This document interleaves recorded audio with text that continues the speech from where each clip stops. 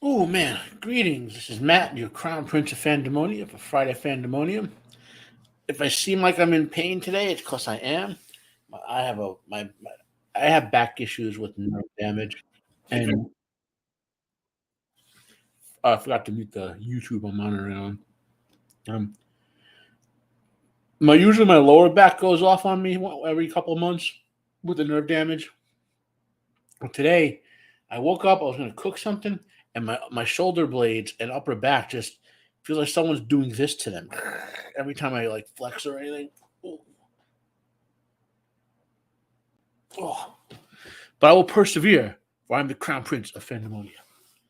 While I'm waiting for, I see CLS Studio out there, one of my regulars.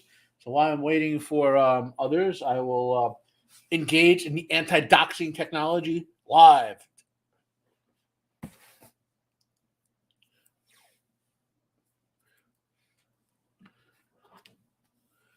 And of course, I don't think I have to get all of it because of the angles involved, but some of it I will get.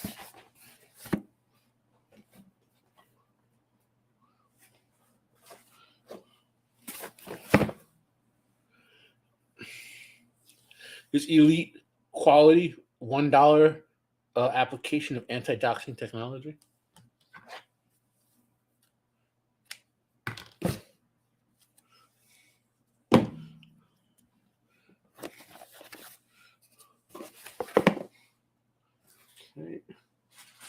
Okay, now lifting this next one is going to trigger my upper back. Oh God, oh God, oh God.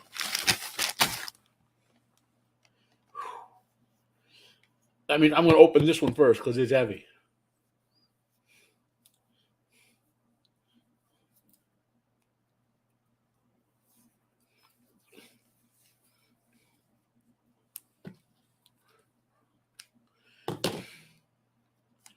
It's 3:02. So while I'll do my usual plan, I'll get to one article first, so we can give people time to show up. Besides CLS, I have one. Usually my couple regulars show up around 3:05 to 3:05 or so, and so let's do some article reading right away.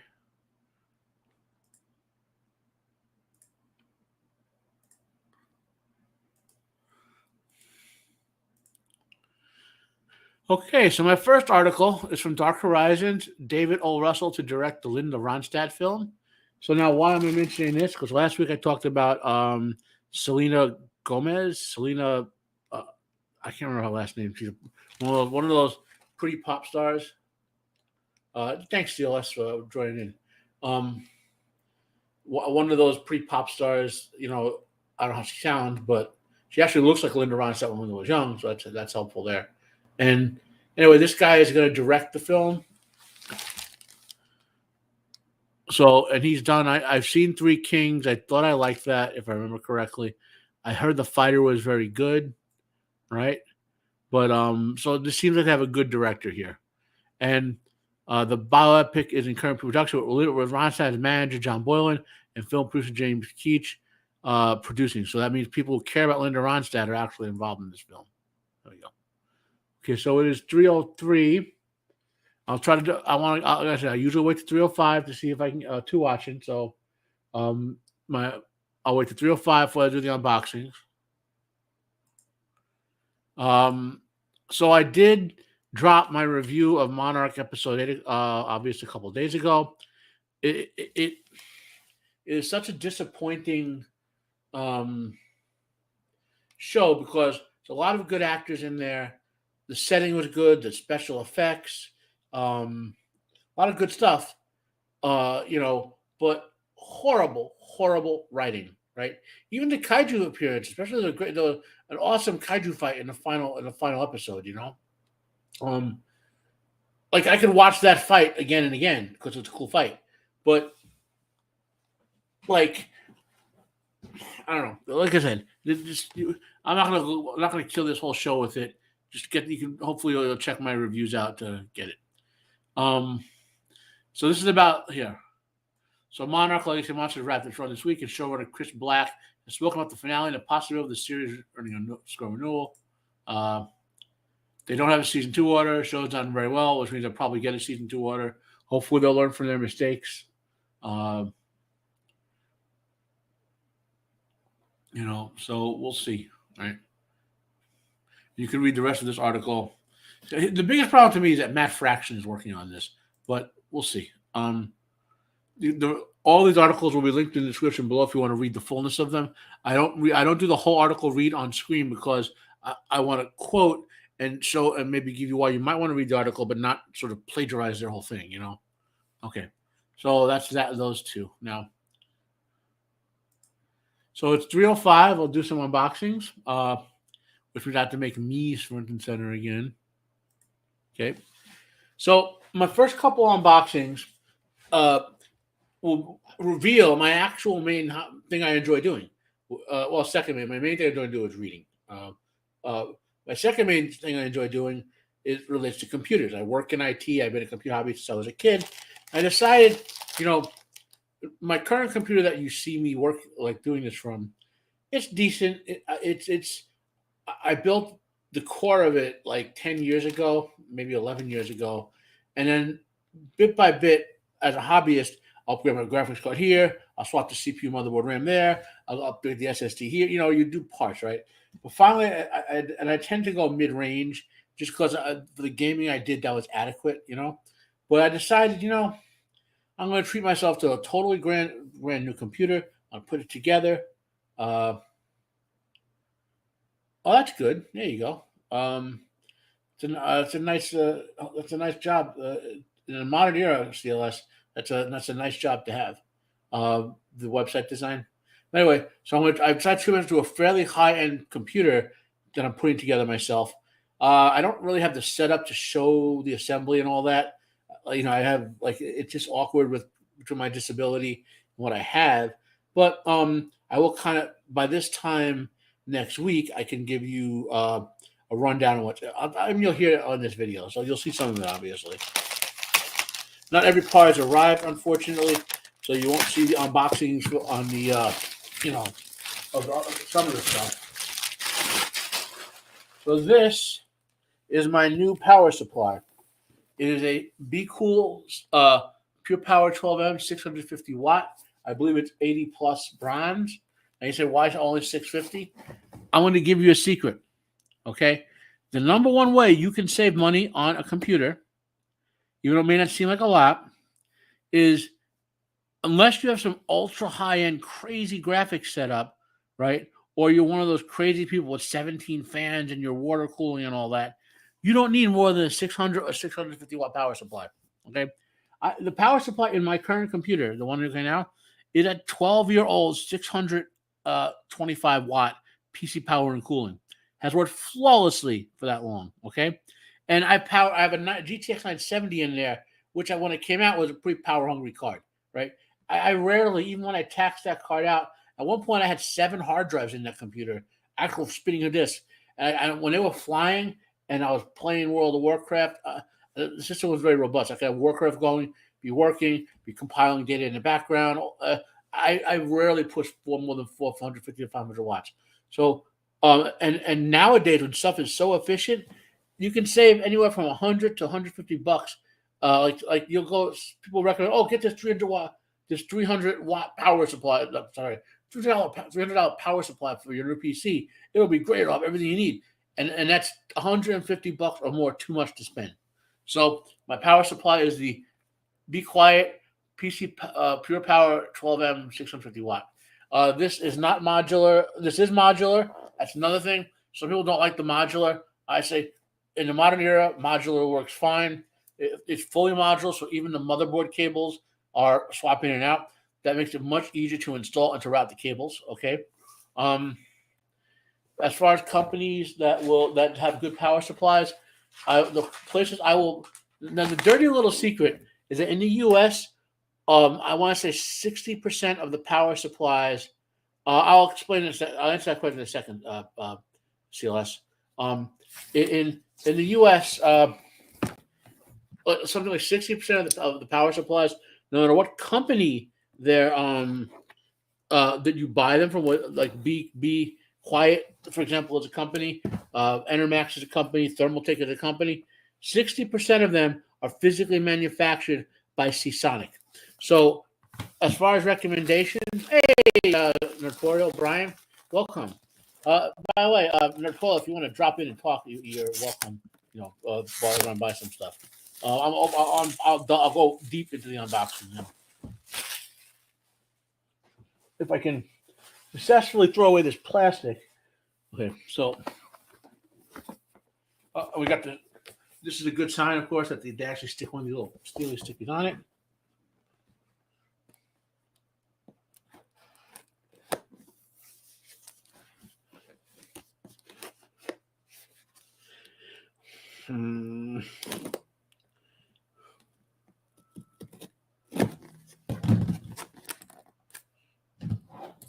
Problem is, they did it wrong.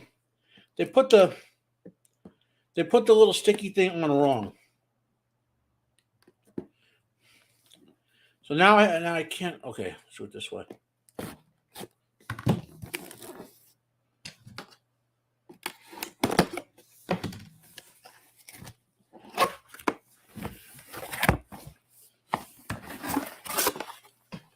So this is what comes in it. You have your cabling, of course, and your power supply. Now, sometimes you luck out, and the power supply actually comes.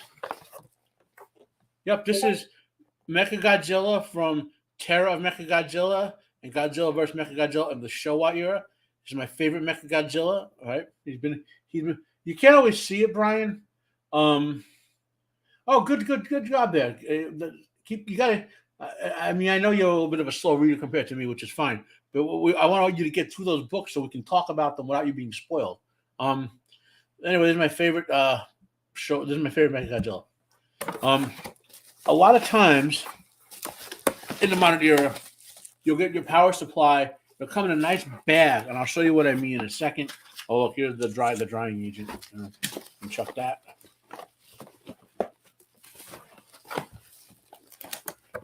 I've had this Mechagodzilla for probably close to 7 years now. So back then, everything was cheap.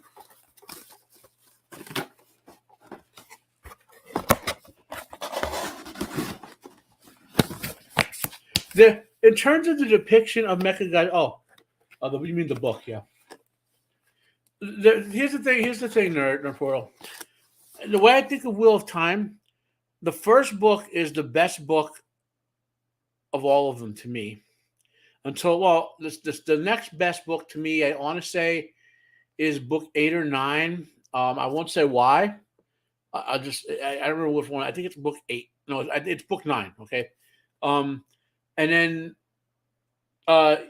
2 through 5 or so, because of the way I read them, they blend in my head as one giant book. That's why it's taking me so long to do my book review for 2 through 5, because in my head they're one giant book. I read them all for the first time in 1 week, like continuously, several times. So many years ago. Yeah. Okay, so we got that aside. Okay. Now, my friends, you can ask the question, what's in the box? What's in the box? What's in the box? Yes, I have. I have that. I have the Criterion. I have every Godzilla movie on Blu-ray now. On Notorial. Oh, CLS, I read exceptionally fast. I can knock out a 700-800 page book, and I mean something like a George Martin, like dense, or Stephen R. Donaldson 700 book in like a day if I really put my mind to it. And it's not quite as fast anymore because of physical discomfort preventing me from reading continuously. But up until I was when I was a kid, I would read all my school textbooks from like 2nd through 8th grade in the first week and never take them home to do homework again or have to read them for the rest of the year, like the way my memory works. So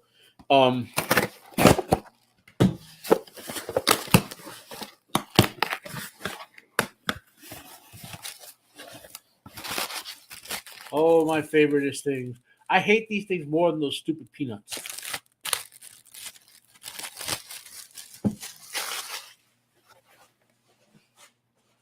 So what do we got in this box? Okay. So to understand my RAM choice, right? My new desktop that I'm putting together, it's so you'll see a computer in the background right around there. The one, not the one racked, but the one down. The one that's racked is my old server that I discontinued about a year and a half ago, but I can't physically remove myself. It doesn't hurt anything to leave it there. That thing did me fine for like 7 or 8 years. It was an HP DL360 380 G6, 24 cores, 3.4 gigahertz. Just used a lot of power. It was starting to go. It's 72 gigs of RAM. So I built about that time. I built this server here, which I put a AMD 3900X in it, 72 gigs of RAM, and it has a whole bunch of like mechanical drives in there. So the upgrade I'm going to do to that, because it's running Hyper-V right now for my virtualization, is I'm going to upgrade the disks from those physical disks, to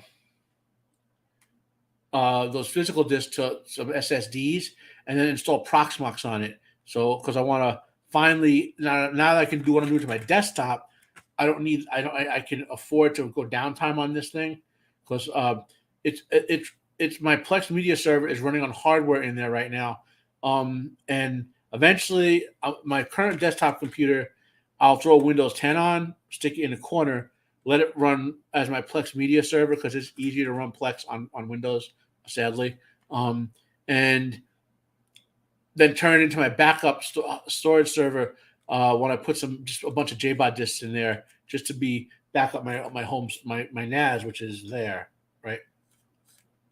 Which old what? My old server?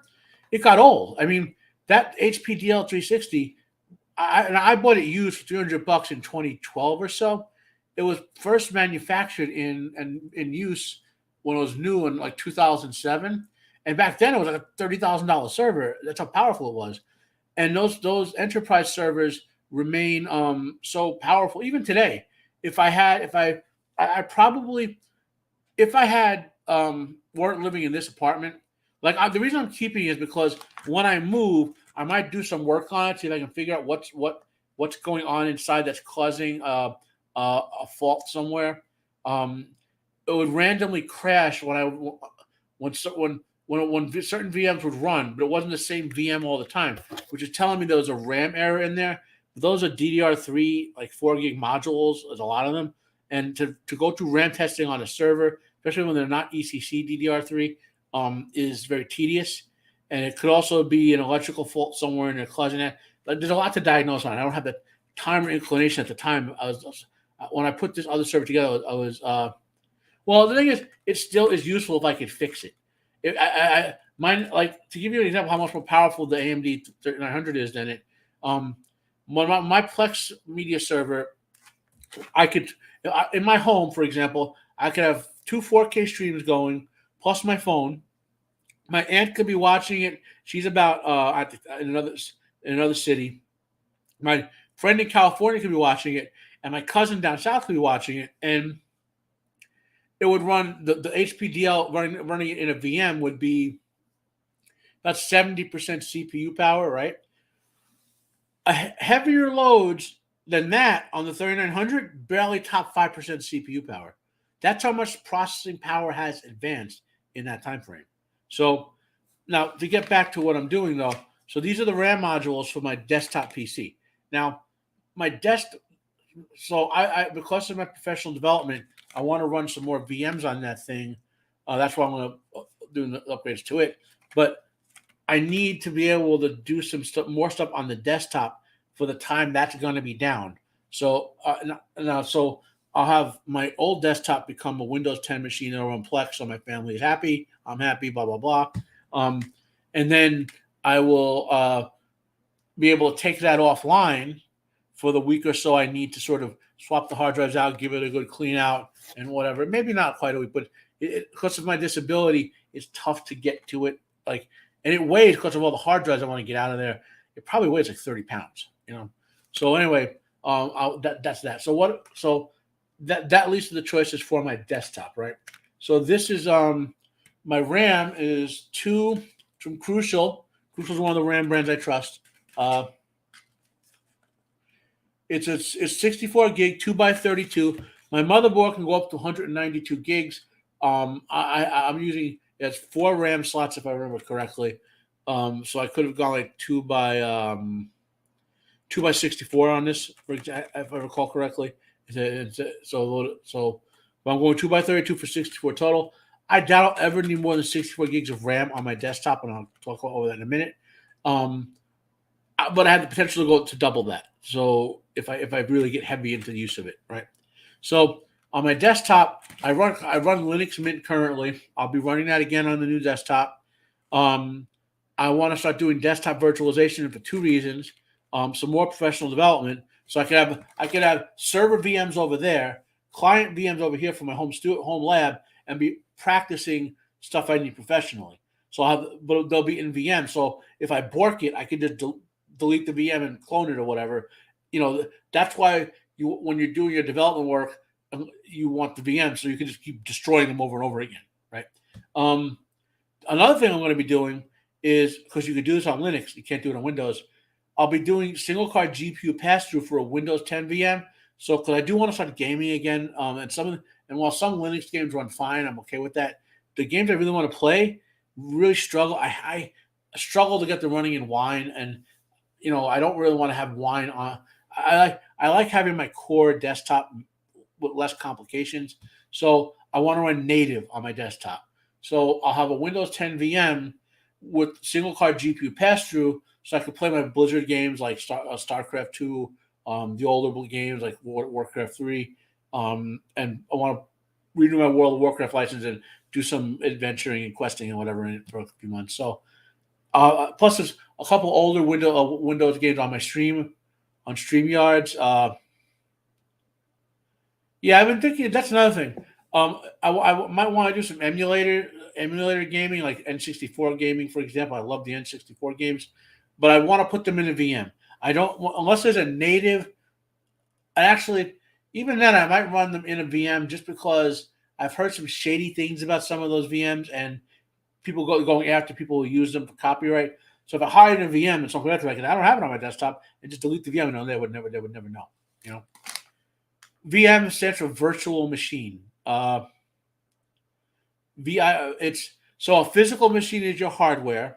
A virtual machine is a kind of like a simulated computer. Most of the server infrastructure in the world runs on VM. So now, why is that an advantage? Well, most of the time your CPU is doing nothing.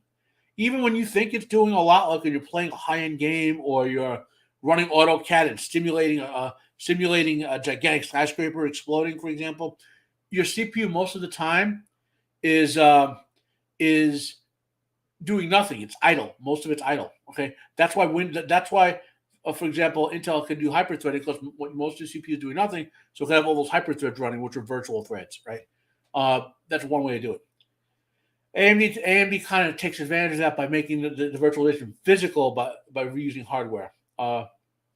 Anyway, so on that machine, I only have like 3 VMs running regularly now, but I have loaded up. I've had 17 of them running, and because they share the CPU and all that, you can way overload because most of the time your CPU is doing nothing. What else is in the box? There's a box in the box, guys. There's a box in the box.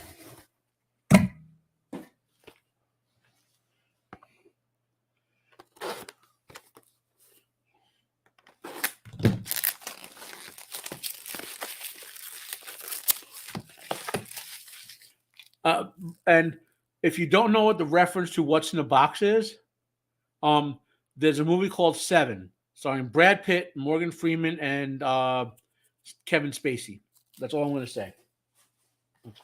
So this, there it is.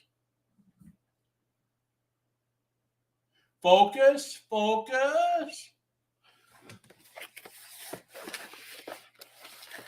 So when you do virtualization, you have your hardware, right? And then you have your software layer, and between them is your virtualization layer, right? So my motherboard comes with a 2.5 GBE Ethernet port. Yeah, it is very sweet and wholesome. It is very, very, very family friendly. Sorry, guys. I couldn't say with a straight face. Anyway, I don't have 2.5 gig networking now. I may play with that by getting one of those cheap. Well, I do want to get a Unify switch with higher capacity. But anyway, so I have something to say about that in a bit in CLS. So when you virtualize one, you can technically share hardware. Like you can have one network connection shared between say 7 VMs, and they could all share it, right? Because networking by design is designed for multitasking. But a real smart way to do it is I will be installing this 2-port Ethernet card. Right there it is. You can see it. And I will have 2 additional physical hardware ports. Good job. That's a great movie, CLS.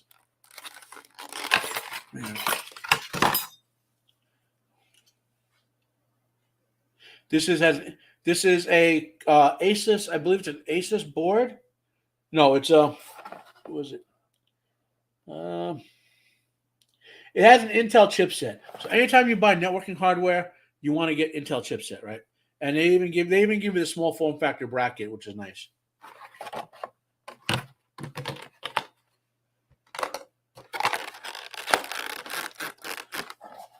So I'll be able to map these 2 additional ports to what are called virtual switches, right? So one virtual switch could be for my Windows 10 gaming VM. The other virtual switch could be for my, let's say, my my home lab stuff, right? And then my actual motherboard networking could just be for the networking for my desktop, right? So if I'm doing this setup on that computer, my main networking port will handle what you're seeing now, right? And then I could have the VMs running on the side and not using up any of that network bandwidth because it'll route via the software and hardware setup. I know that sounds overly complicated if you've never dealt with it, but it's kind of an interesting consideration. Anyway. Okay. What's in the box?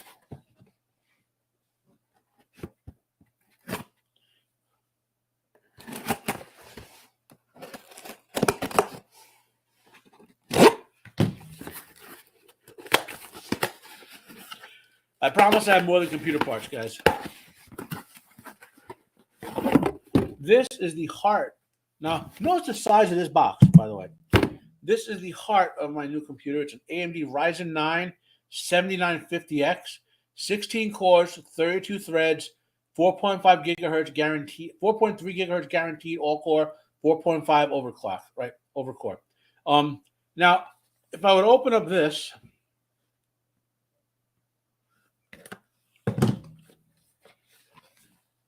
this entire thing, this big box, and this box has this little CPU in it. That's all it has. To give you an idea of overpackaging. This is neat. They have a magnetic closing system. It's awesome.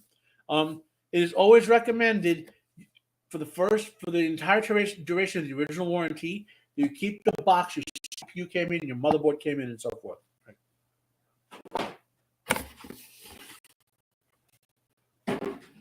Okay, that's it as far as the computer stuff goes. So I'll do. My upper back is acting up. I'm getting double shoulder spasms. This is good quality content, guys.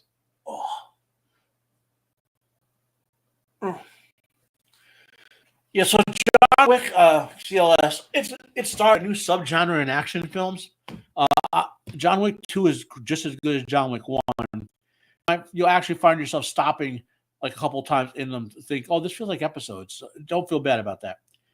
But in that genre, as good as John Wick 1 is, there's 2 movies that Chris Hemsworth is called Extraction 1 and 2, which I think are almost better than John Wick. They're the same style of film. If you want to go watch those. And there's a film I watched the other day and I'm going to do a video on. It's called One More Shot with Scott Adkins in that same genre. it's except for some writing problems, maybe in the third or fourth act somewhere in there. It's a great action movie. So, see, it's not so much that the third and fourth are not as good as the first two. The problem is they're really long, and you'll understand this when you see them. They feel like they should have been broken up into 2 movies each. Yeah. So let's get back on with the unboxings, or unbaggings, as it were.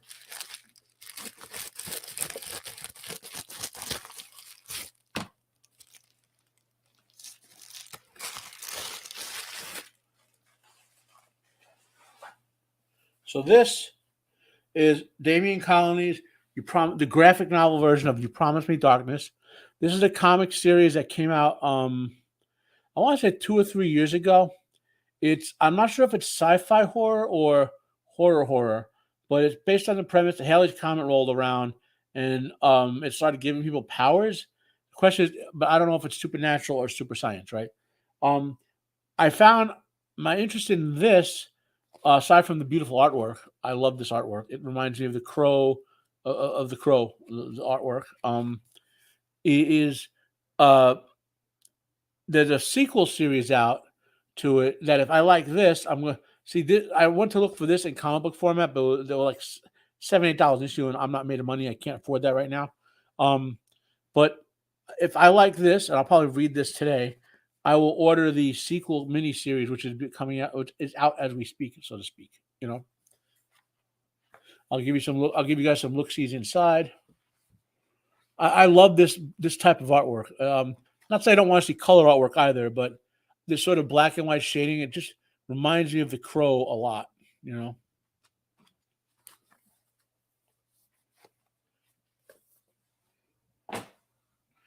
And my last unboxing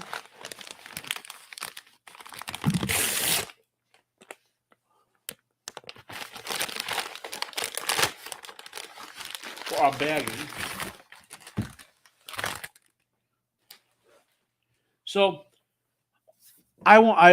if you watched my video earlier today about why Ultimate Spider-Man 1, the new one, sucks and you shouldn't buy it, you'll know I will not purchase a Marvel comic book until they undo One More Day, Brand New Day. With one exception, I bought, I signed up to Marvel's online service for 1 month or 2 months. Well, it would have been 1 month, but I had actually accused them of credit card fraud to cancel it. It took 2 months to do it.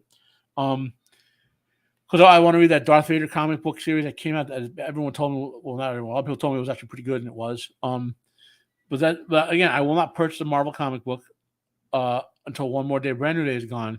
And DC, I won't buy them because of the woke stuff. They're really trashy stuff from DC. I did buy the Lucifer, the Sandman universe stuff. Some of it. I want to get the rest of it that he's been doing because that's pretty good. But I want to read some superhero comic books. And I found that Dark Horse has their massive version. They rebooted a couple years ago. So this is Radiant Black. This will catch me up enough that I can afford to get the couple of back issues between this and the current issues. And then also in the Massiverse is Radiant Red. The Radiants are there's kind of like Exo Manowar, how the power work. They're alien power suits basically, and Vader, yep. How do I put it? So these people get this power armor basically from aliens, and they're different colors and they have different powers, right? It sounds a little hokey or whatever, but it's really well done. So I would recommend reading Radiant Black, and this is Volume 1 of Radiant Red, another one of the Radiants, and this is another series in there, Rogue Sun. I have the current issue of it. I want to read through the backstory issues. So if I like this, I'll get the next trade paperback. And these, even though they list for like $16, I think I got for like Radiant Red for like $14 or less on Amazon. I got the first Radiant Black, which is like $16, for like $8 on Amazon. Still that way. Second one was a little more expensive, so you can get these graphic novels on sale.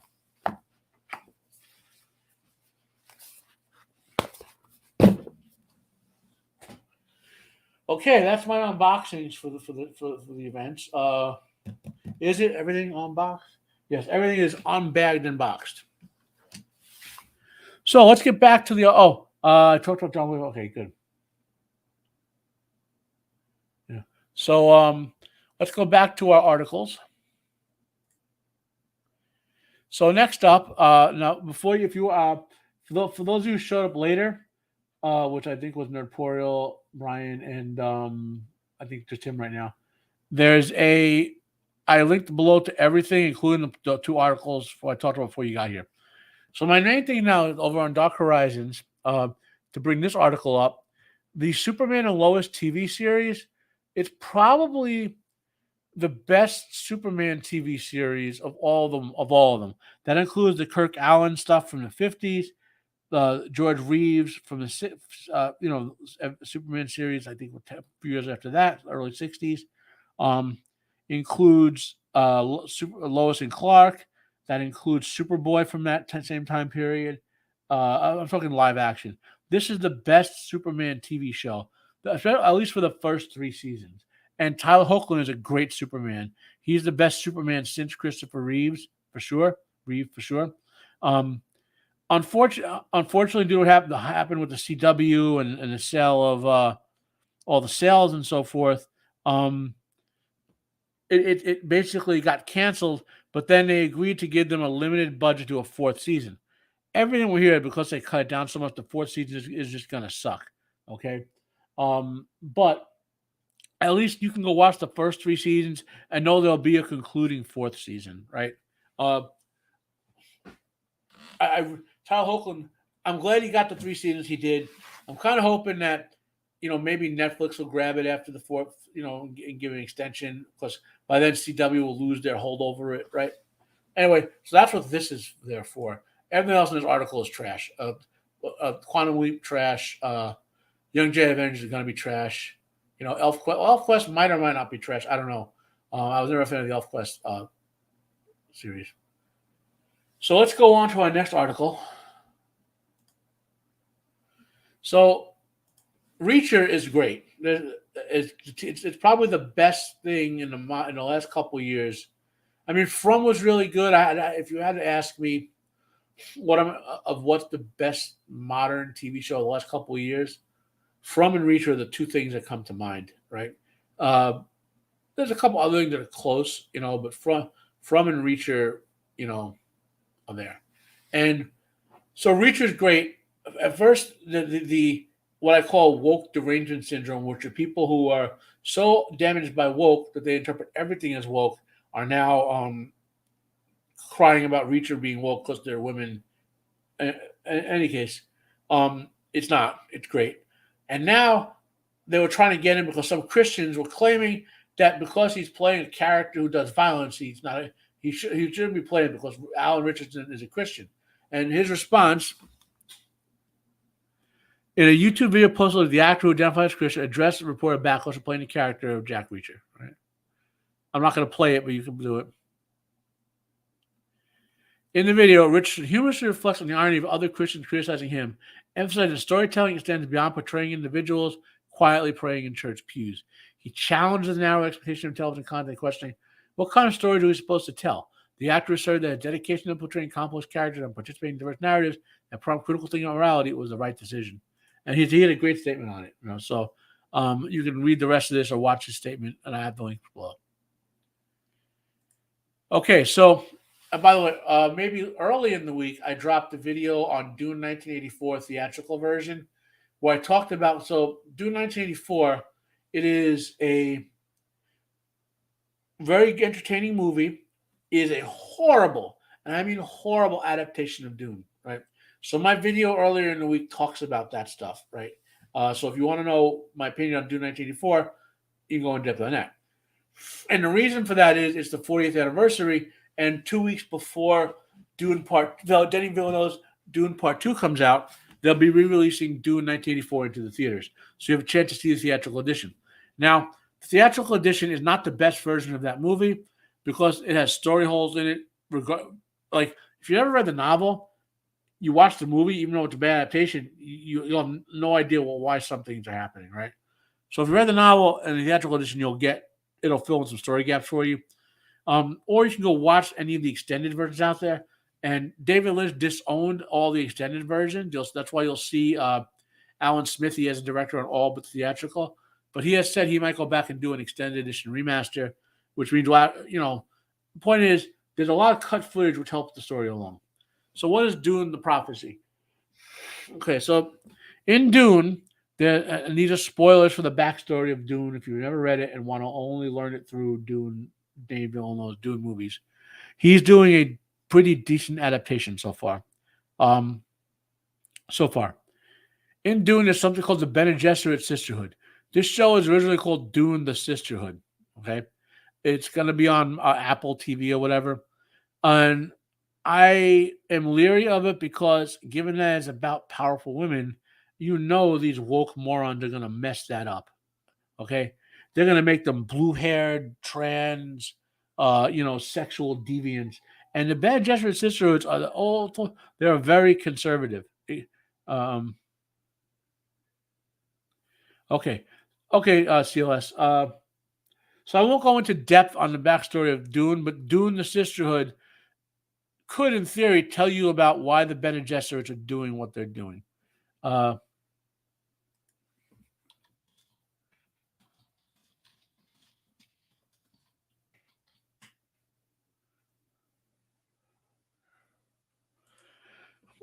In deference to my man CLS, I will just say I'm leery of this show because of how they can mess it up. But we'll see. So here's something I know they're going to mess up, and I know they are going to mess this up horribly. Okay, so A Quiet Place is a great horror movie.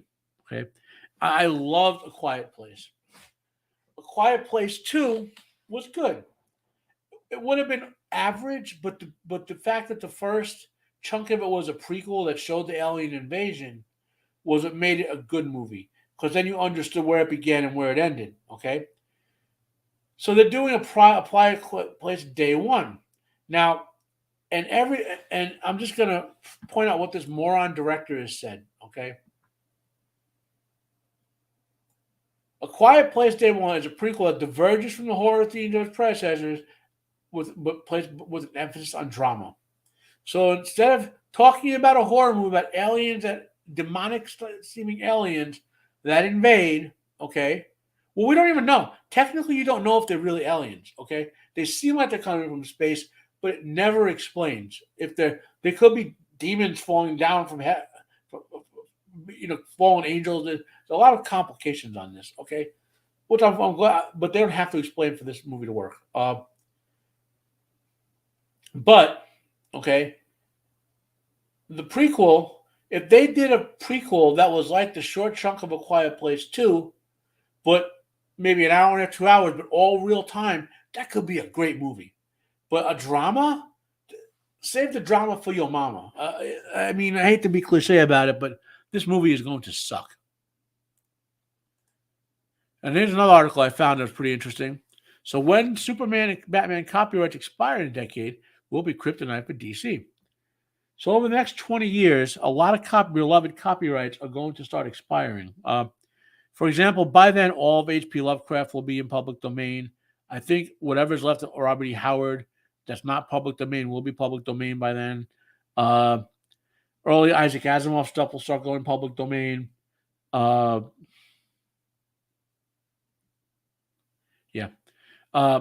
Lord of the Rings starts entering public. Not today, Lord of the Rings. I say J.R.R. Tolkien's earliest works, so entering public domain.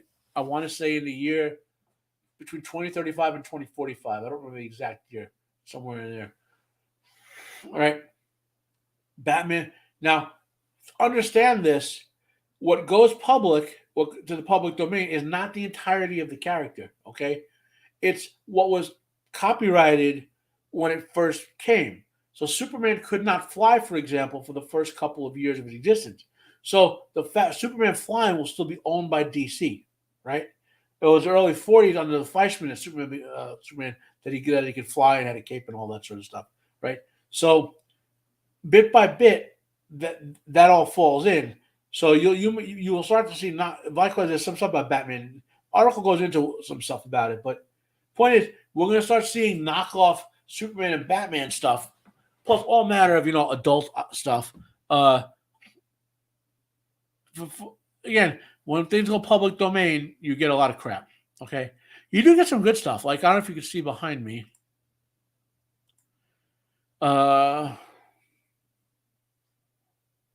Right there, that says Dunwich on it.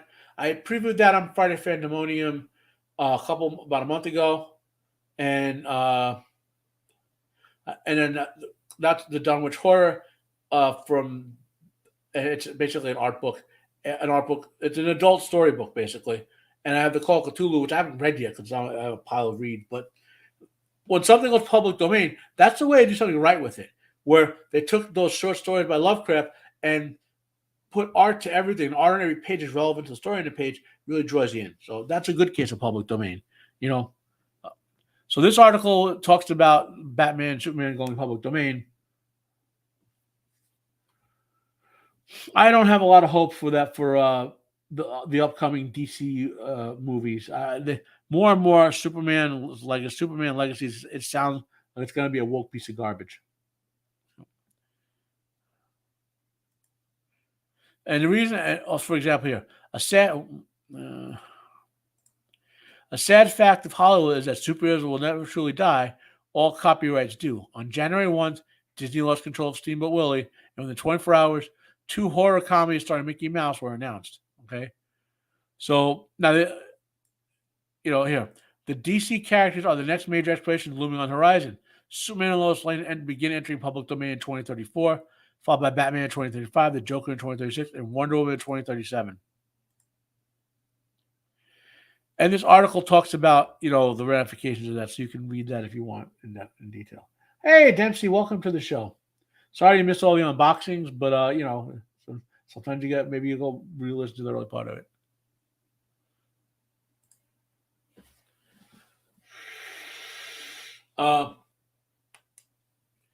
So after Stephen Chow, or whatever his name was, dropped out of the Sentry, and he looked nothing like the Sentry. The only actor who looks like the Sentry now is Alan Ritchson, and he doesn't sound like he's stupid enough to actually go play a Marvel character. But we'll see. So apparently they can't get a replacement for this, and on one hand, I'm glad because every Marvel failure. And no problem, Dempsey. Real life first. Every Marvel venture that fails is good because it makes it more and more likely that Disney will suffer. Before we get to, so that's the last of my articles of fandom attention. I do have 2 science extensions, but before we get to that, I want to talk about something awesome.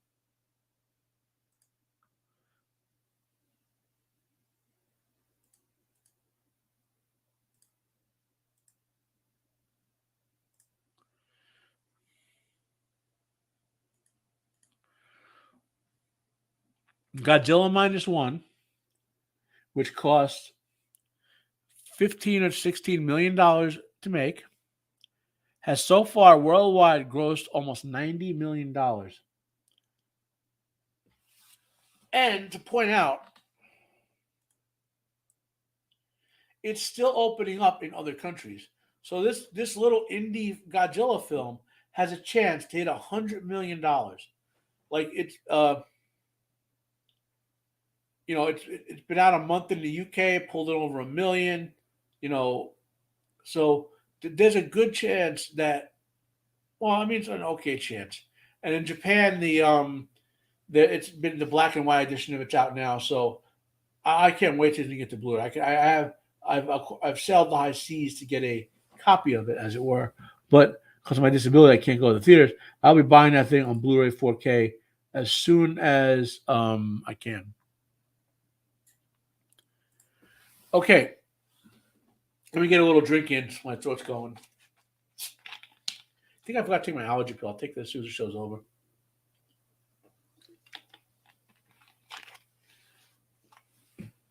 Let's give CLS a chance to deal with the law, or he's going to be a live episode of Law and Order. Hopefully, he's not being swatted.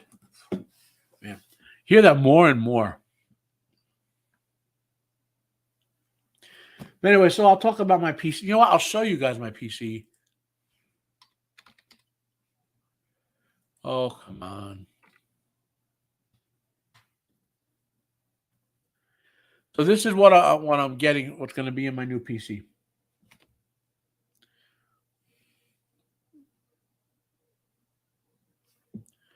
So you always saw the AMD Ryzen 9 7950X processor.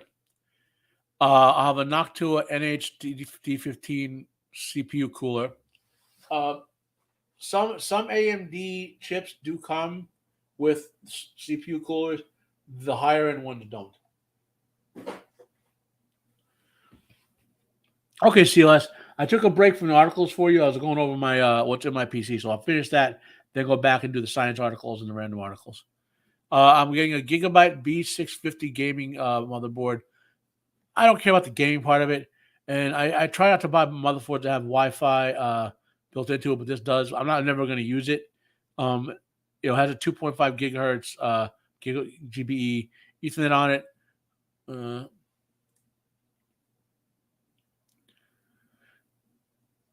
It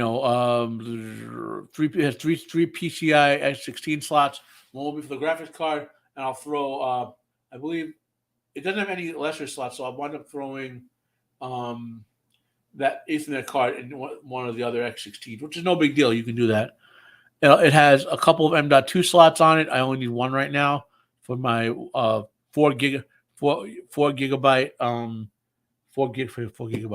terabyte NVMe drive I'm putting into it. So has a good amount of USB headers. So there we go. You saw the I talked about the crucial 4 terabyte NVMe drive. I'm getting an Asus dual GeForce RTX 3060, which is prior generation. It's a mini tower, ATX mini tower. Yeah. And I tend to only buy NZXT XT cases now. In my experience, I have big hands. I don't know if you guys can see this or not, or tell this or not. They're very big. I want to buy cases where I'm not going to scratch my knuckles on bare metal and wind up bloody. And NZXT, of all the different cases I've used, are the least likely to scratch my hands up and make them bloody. Right? So I'm buying a prior generation video card, the 3060, only because the 4060s are not worth the money. I'd pay about $100 more. And for the gaming I'm doing, I don't need a high-end GPU anymore. I will. It'll be fine. So I'm getting an NZXT H5 Flow ATX mid tower case. You saw the power supply, and you saw the extra Ethernet adapter. So now that CLS is back, I'll go back to my two. So now we're up to the science articles. So this is from ScienceAlert. Ancient gigantic star exploded in a way we didn't think was possible. So when a certain amount of mass, so density is equal to mass divided by volume, right? And when you have enough mass inside a certain volume, either it explodes, or if there's enough mass there, it holds it together. But as the mass increases, the volume, gravity will cause the volume to decrease, okay? And over time, either it'll explode, or if the mass is enough, it can't even explode, it'll shrink and shrink and shrink. So stars will shrink into neutron stars. And that's where most stars will wind up. But some that have enough mass, there'll be a neutron star, then they'll explode. Some that have enough mass could compress even further and collapse into a singularity, which is a black hole. Okay, so here's what's interesting here. A strange star in the Milky Way bears the signature of a unique explosion of a giant star that once existed billions of years ago in the era of the cosmic dawn. The chemical composition of the extant star, known as J0931 plus 0038, is so weird it can only be made up of the leftovers of a huge star, one at least 50 times the mass of the sun, that created the elements before it went supernova. And this is even weirder. A star that massive should, according to the theory, have collapsed directly into a black hole when it died, do not pass supernova, do not collect weird elemental abundances. So that, remember I said, mass divided by volume. If the mass increases to a certain point, either it will explode or it has enough mass to contain the possible explosion, in which case the volume will shrink and that's a runaway effect. And this star should have exploded, not collapsed. Should have collapsed into a singularity, i.e., a black hole, not exploded. We've never seen anything like this, says astronomer Alex G. of the University of Chicago and Sloan Digital Sky Survey, who led the research. Whatever happened back then, it must have been amazing. We nicknamed the supernova progenitor the Barbenheimer star for a spectacular nucleosynthesis. So now I'll leave the rest of it to you, but this is pretty neat. We found something we've never seen. We even didn't think was possible. We found something awesome with our continued observation in space. And the last pre-planned science thing is NASA's science website has been redesigned. It's much easier to sort of navigate. I'll just show it off a little bit. You know, you got all the missions going on: James Webb, Osiris the Rex, which is the lunar sampler that just came back on September 24th. They just now figured out how to open it without contaminating it. Yeah, I know, but I mean, whatever. I'm not. That's the. So the new NASA science website is actually pretty good. Okay, so that's the pre-planned segment, and it neatly gets me to 4 o'clock almost. And as usual, I will either take questions from you guys or while I'm looking for random articles, 4 or 5 random articles, talk about the last 15 minutes of the show. So let's go over to maybe tech news. I haven't been there for a while online.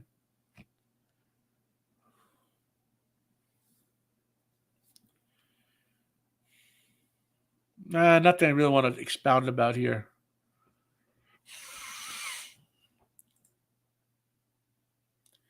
So let's go over to, let's try Bleeding Cool.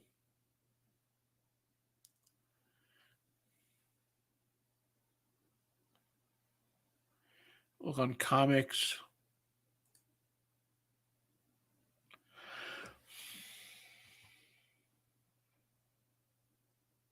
Okay, this right here. As soon as I saw this, it's from Dynamite. Dynamite does a lot of your Nintendo Switch to YouTube. Well, with something like a Switch, if I understand it correctly, okay, you have to be able to capture the video on the Switch. So that means you have to have the output to that, and you have to actually have a video capture card in your PC, right? Unless you want to just, okay. So if you do that, you see how that motherboard had multiple PCI X16 slots? You want to have at least 2 of them, one for your video card and one for your capture card. I think the capture cards only need like an X4, X8. I would personally go with an X16 just to have the potential of it, right? I don't know which capture card you could use. That you have to look a recommendation for. The other thing is, if I understand the way that's correctly, anytime you capture live video, in my view, you want a separate drive for that. So I see my motherboard had multiple NVMe slots. You want to, so you'll have your boot NVMe drive. Oh, good. Okay. Yeah. So you have your boot NVMe drive, right? And then have a separate NVMe drive, just to capture from the card or anything else you want to capture that way. Okay. This way you have continuous I/O to it without disrupting your computer I/O in any way.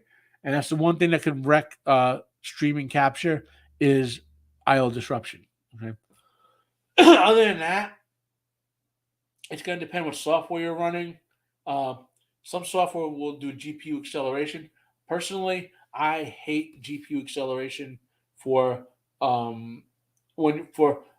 during the time you're using your PC. I play with it on various things, and if your drivers don't talk nicely to each other, you will get disruption either in what you're doing with the GPU or you're doing your desktop. Now, GPU support when you're just letting your computer run and do stuff is awesome. So like my system that I put together that you just saw, something like that, but you could probably go less RAM. You'd only need like 16 or 32. Odds are you'll be running in Windows, not Linux, for that. Even though I personally will not pay for Windows anymore, and I don't want Microsoft's invasive crap anymore. What else? So RAM, and that's about it. I mean, kind of what I built, but with less RAM and a second NVMe to capture. And then you're going to want all, if you want to save that video somewhere, that's going to accumulate a lot of storage. You're going to want a home NAS or something, or like a couple of big external hard drives to begin storing that stuff on. So anyway, I found they're publishing a new Thundercats comic book at Dynamite, and I immediately added to my pre-orders. So I will be getting this into my comic opening. I think the first one comes in February. I love the Thundercats, and the artwork looks like it looks good. It looks as if they're doing something comparable to the original Rankin Bass Thundercats, and not the garbage they did a couple years ago. So there you go.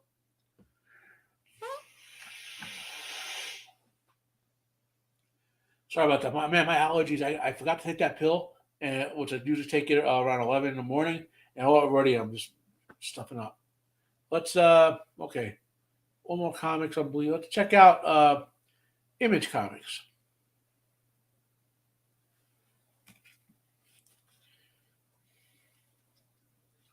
Nothing to jump out at me there. So let's go look for. Let's start out bloodyfool.com.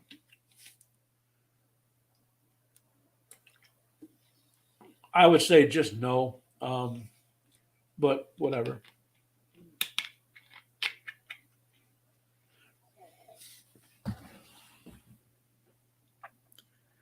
Nothing really I want to comment on there. Yeah, the Thundercats were great, man. Those mid-80s with the Transformers, G.I. Joe, Thundercats, those were the peak shows. Then you had stuff like Mask. You had stuff like what else? Mask, Silverhawks would spin off with Thundercats. You had even the goofy stuff like Chuck Norris and the Karate Commandos or the Rambo cartoon and all that. Even the goofy stuff was good. Let's go look at Empire. Nothing I really want to talk about there.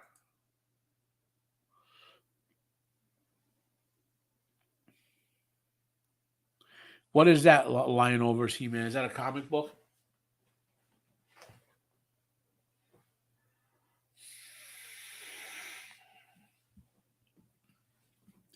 Let's find out what Lion Overs He-Man is.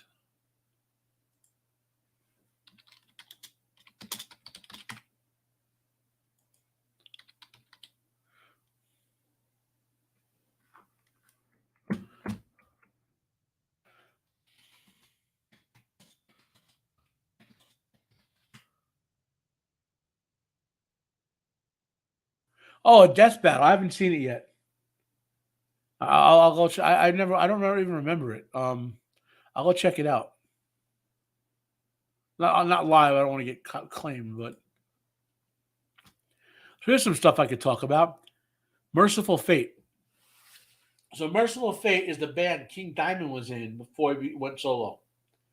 King Diamond is, I think, in his mid-70s, and he still sounds just like he did 30 years ago. He's an amazing singer. Is that really for Merciful Fate? Yeah. Merciful Fate's a little bit different sound than King Diamond does on his own, but they're a great old band. And I mean, the dudes, like I said, I love that stuff. I love their stuff. It's very like horror metal opera type stuff is the best way to put it. Merciful Fate's heavier on the satanic imagery than King Diamond's own stuff is. Like King Diamond's own stuff is basically like horror movie music, where Rob Zombie style. Yeah, King Diamond, he's top 5 for sure. But then he still has his voice. Like let's in my lifetime, the 5 best metal singers: King Diamond, Bruce Dickinson, Ozzy, Burton C. Bell, and Floor Jansen. Those are the 5 best metal singers of my lifetime. And you can quibble over a couple of them. I mean, but in the modern times of the older ones like King Diamond and Ozzy and uh, Bruce Dickinson, only Bruce Dickinson still has his voice. Not Bruce Dickinson. Only King Diamond still has his voice. Yeah.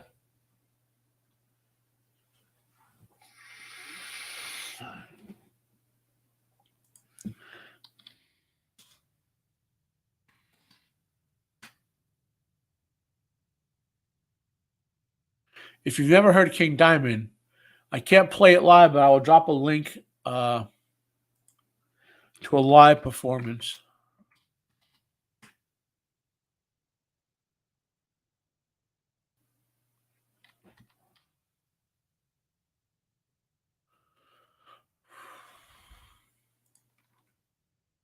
I'll find it.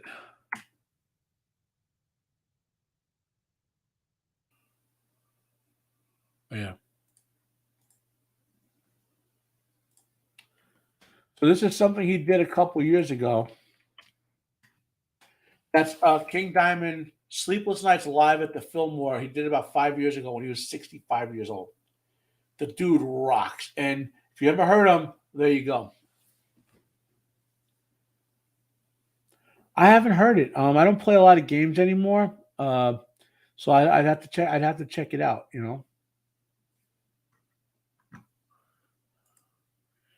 Also over here, Alice in Chains, which is still a good band, even though the new lead singer, he's nowhere near Lane, obviously, but I still enjoy their work. So the question is it new material or remastered old material? Because it is, like I said, it is the 40th anniversary of John and Flies, so we'll see. There's a lot of cool news here. It's a lot of cool metal news lately. I know. Judas Priest has some new stuff coming out over the last weeks. I saw something drop this morning, but I didn't have time to listen to it.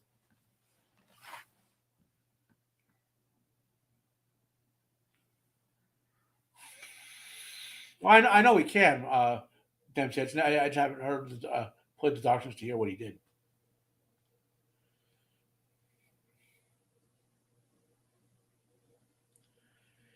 Yeah, there's a Fear Factory's new album. I think has come out. I haven't heard. I heard parts of it, so that was with the new singer was pretty good. Uh, okay, let's look for another article. It's 4:07. We'll try to get two or three more plus questions from the audience. Let's go over to Geek Tyrant. Holy crap! I haven't heard the new singer yet. I know about him, but I haven't heard him yet. Dempsey. I only have so much time, and I gotta go. I know. I think I heard about. I heard they had a new singer maybe 4 days ago. I know. I know. I'm way behind on it, but so I know I got to hunt down some music by them. Apparently, Godzilla -1 only cost $10 million, not the 15 to 20 million that they said it did. Now, granted, $10 million US is a lot more money in Japan because of the conversion and so forth. But wow. So it made 90 million, only 10 million. It made 9 times its original cost. That's insane.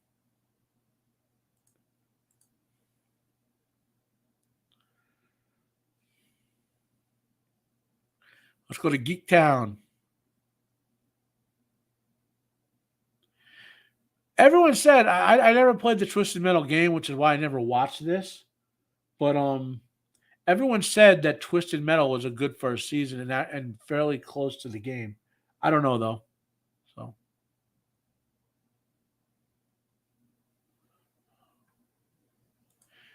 let's go. Let's go to Fandom Pulse. It's a new site that I heard of.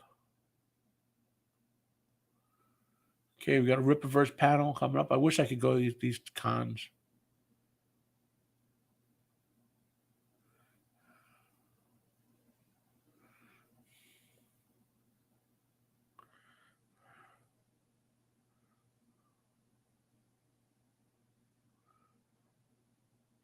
Yeah, I did a video on this one, so literally that article. I'm not going to rant for you guys again.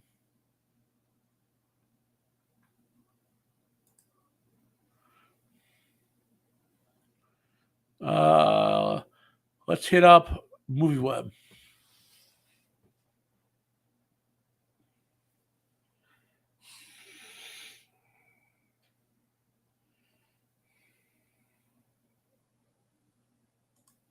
It's 4:10.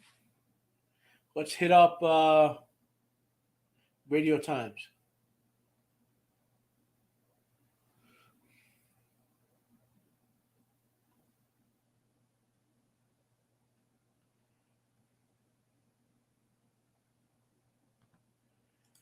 Let's hit up Giant Freaking Robot.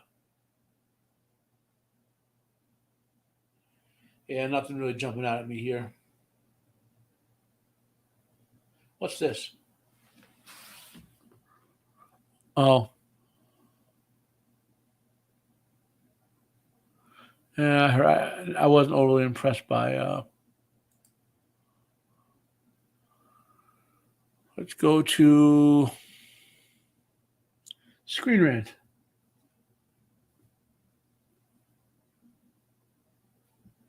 I'm going to screenshot those. Let me get my screenshot program up.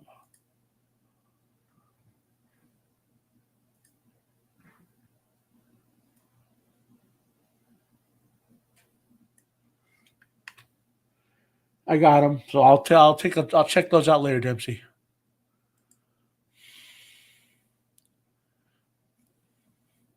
Okay, here's something we could talk about for a few minutes.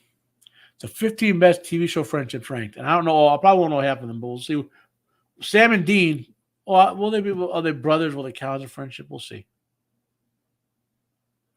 You know, I'll give them this one. I love the first 10 or 15 seasons of SVU. Oh yeah, I know. Believe me, I know. I recognize some of the names of the band. I know that.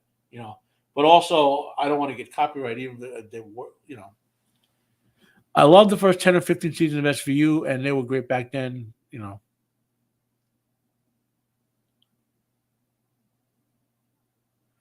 Who else? Yeah, if they're going to do brother, if they're doing, these guys are, even though they're not biologically brothers, they're de facto brothers. If they're doing this, number one had better be Sam and Dean Winchester.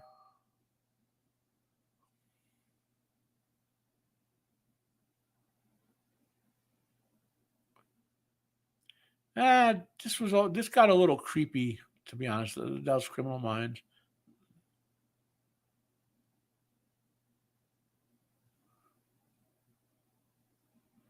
Okay, number one had better be Sam and Dean if they have biological relationships on here.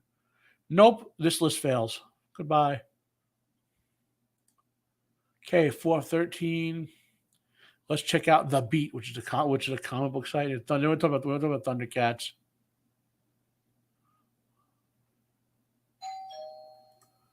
So, someone's ringing my doorbell. No Sam and Dean at all on that list.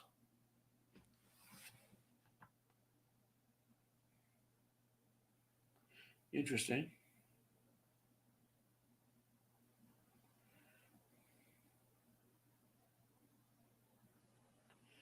So there's some interesting looking comics on here. I'll have to check this out to see what I can look this up to order.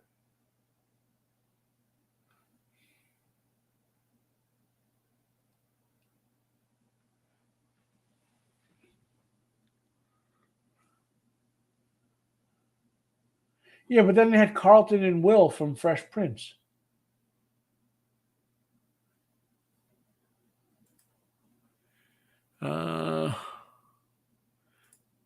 Vulture. This is a woke site, but sometimes I'll have interesting news. Apparently not, though. Let's go with the Wrap.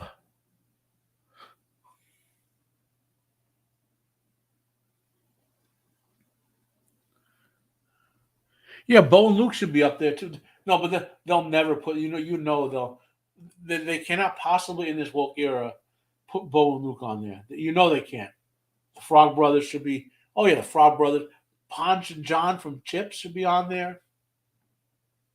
How is Superman and Jimmy Olsen, who in multiple TV shows have been best pals? How are they not be on there? Yeah, the entire A team. Yep.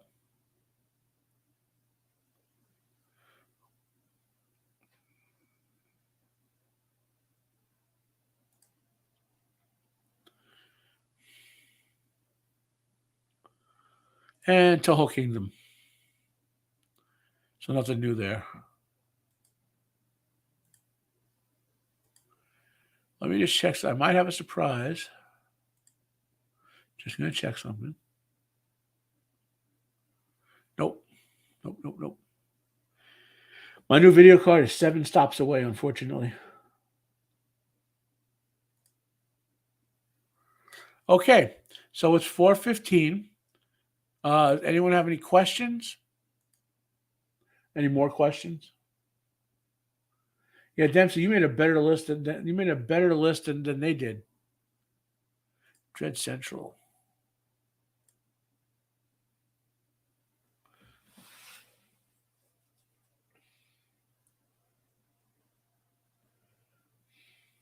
Yeah, that's true.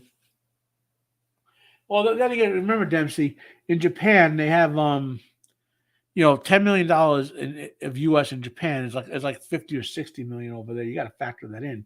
But also, like, they don't have all the bloated Hollywood contracts for even support actors. They don't have, like, you know what I mean? There's just whatever. I think we're in agreement. We're in general agreement on that issue. Okay, people. It's been an interesting week. Aside from my back spasms today, which derailed the events.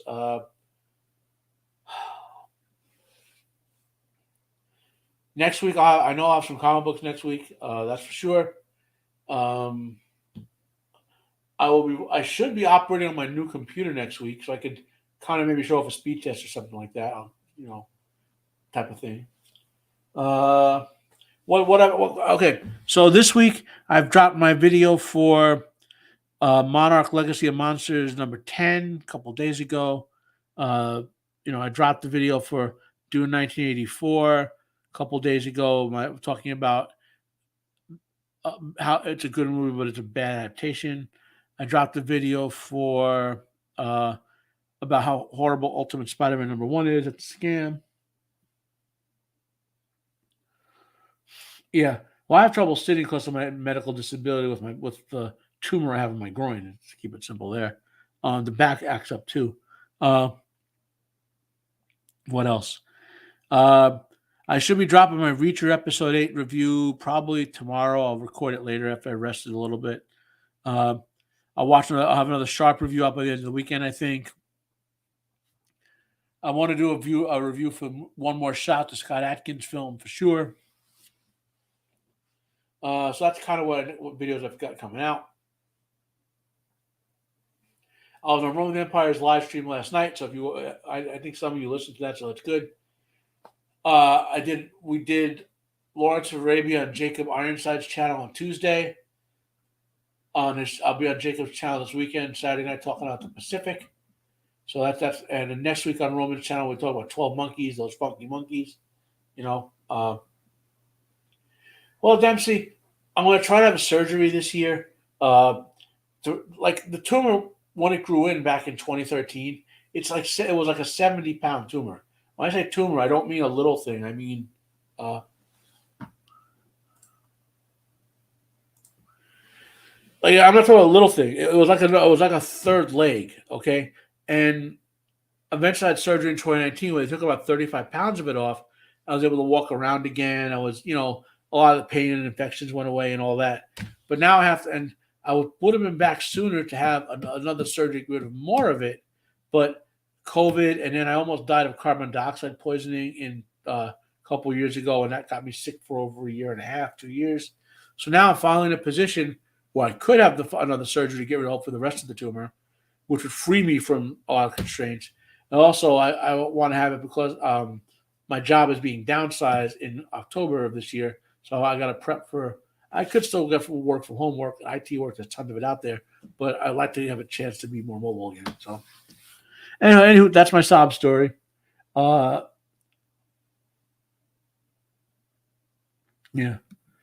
So this has been Matt from the Talk English, Matt, so your audience understands you. So this is Matt from Rebel 73, the Crown Prince of Fandemonia. We just did an hour and 20 minutes. I shared some of my new goodies and we talked about stuff.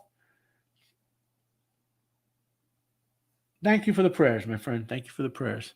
I find that I get older that my beliefs and or what they aren't keep evolving. Is the best way to put it. What am I going to say? And we'll be back next week at the same fan time, same fan channel. Like if you like, comment down below. Have a good weekend. I am out of here.